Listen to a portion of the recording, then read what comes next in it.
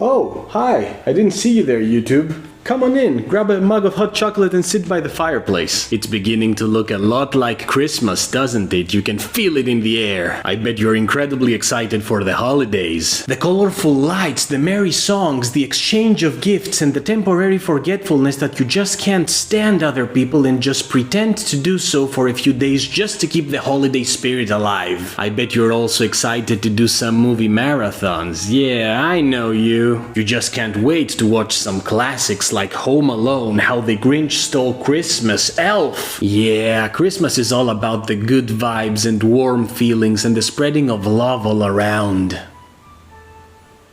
And I won't stand for it. Which is why I'm here to introduce just a little bit of darkness in your jolly by recommending to you 5 awesome horror movies that take place during the most wonderful time of the year. And don't worry, this is a spoiler-free household. Now, come on, it's this way.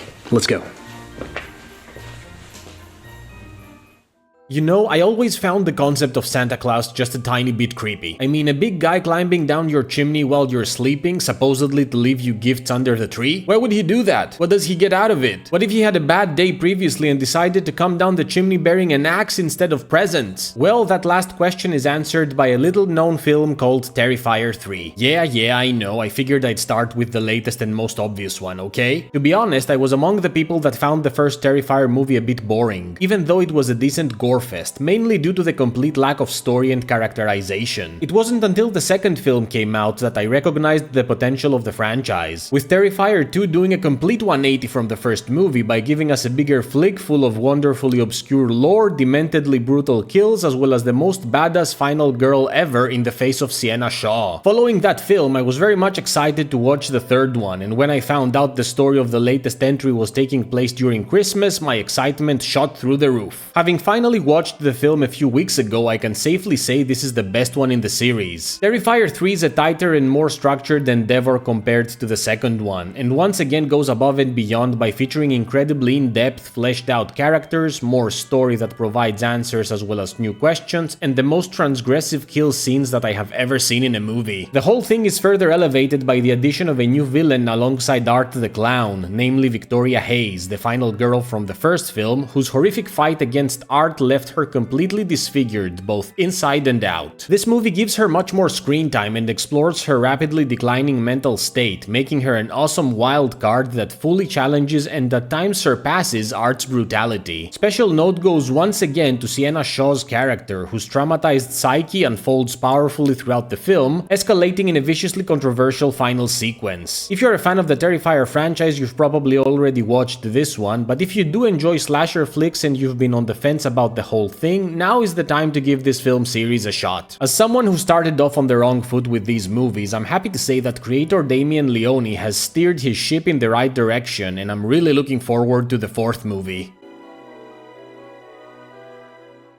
As a child, I always loved it when good fictional characters had evil counterparts. There was something about this duality of light versus darkness that I found fascinating, and most of the time, I thought the evil counterpart was cooler than the good one. That being said, I never expected that Santa Claus had a dark nemesis, but turns out he does, and it's this dashing gentleman right here named Krampus. There's a crapload of folklore out there about Krampus, but the gist of it is that while Santa is responsible for rewarding the good kids, Krampus exists to make sure the bad ones get a lesson. Said lesson varies depending on who's telling the story, but it ranges from children receiving coal instead of gifts to them actually being stuffed inside a sack and taken away by Krampus himself. Now, with a villain like that, filmmakers were bound to get inspired for some awesome flicks, and I'm happy to say that one of the films birthed by this myth is a fantastic horror movie called Krampus. Created by the legend that is Michael Dougherty, who also made Trick or Treat, my favorite Halloween flick, Krampus tells the story of the Engels, a somewhat dysfunctional family that hosts a Christmas dinner for their even more dysfunctional extended family members, an already problematic dinner that takes a turn for the worse when a blizzard cuts off electricity across the neighborhood and something terrifying begins stalking them across the darkened household. Krampus does an amazing job with maintaining a festively creepy ambience throughout its runtime, and features some incredible practical effects to boot. My only complaint here is that I would have liked the film to be R-rated, since I think some of the violent scenes in it would have benefited from a more brutal approach. But even as it is, Krampus is bound to show you a darkly good time for the holidays.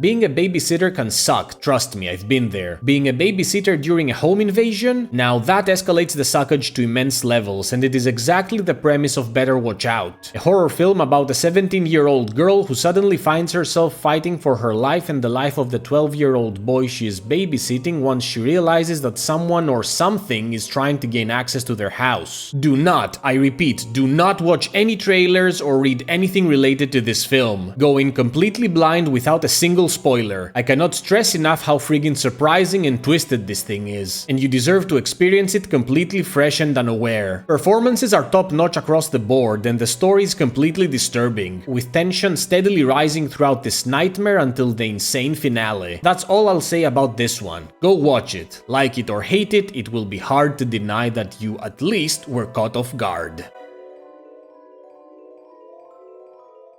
One of the most well-known horror films related to the Yuletide season is an oldie but goodie called Black Christmas, a slasher flick that came out back in 1974 and follows a group of sorority sisters who start receiving threatening phone calls from a creepy stranger during Christmas, before things escalate to bloody mayhem as they are stalked and killed one by one. With Black Christmas being considered one of the best early slasher films, it was bound to be remade at some point, and so it did, twice. There was this Dumpster Fire that came out in 2019, which sucked in so many different ways that it would take a whole other video to explain them, and then there was also this one, which came out in the distant year of 2006, a film that was hated by many, but which I consider to be an extremely underrated horror movie with impressive cinematography, great performances, and one of the most horrifying villain reveals I have ever witnessed in the genre. This 2006 remake largely follows the story of the original, featuring a group of sorority sisters harassed and eventually hunted and murdered by a psychopath. However, what this one does differently compared to the first movie is that it provides more background for the killer and his family, fleshing up the source of his brutality to disturbing levels. The film also plays its horror straight out, no comedy, no cringy one-liners, just pure bloody slasher mayhem. It also features an awesome twist that was missing from the 1974 version, which dialed up the dread to 11 and solidified this remake as more than just a modern take on an old film. Black Christmas of 2006 is a solid slasher flick. It's by no means a masterpiece, but it is way more worthy than people give it credit for, and I will die on that hill defending it.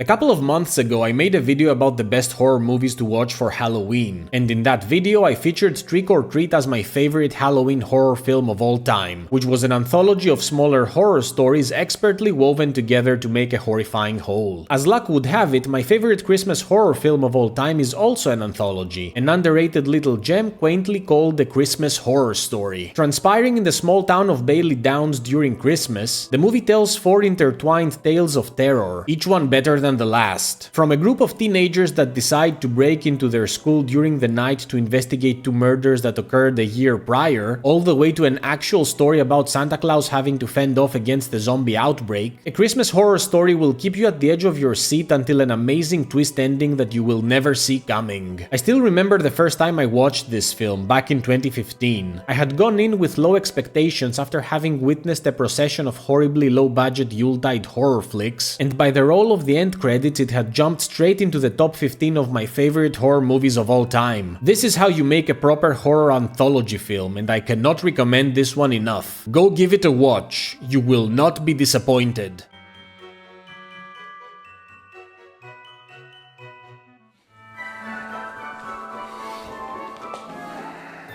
Oh, you're still here. Huh. Well, this is it. If you want a bit of dread in your jolly, there's no better way to do it than by watching these 5 awesome Christmas horror movies. Go on now, back to your home. Oh, and one more thing before you leave. Come close. Being good doesn't always pay off. It's okay to be bad sometimes, trust me. And with that, Merry Christmas to all, ghouls and gals, and to all a good night.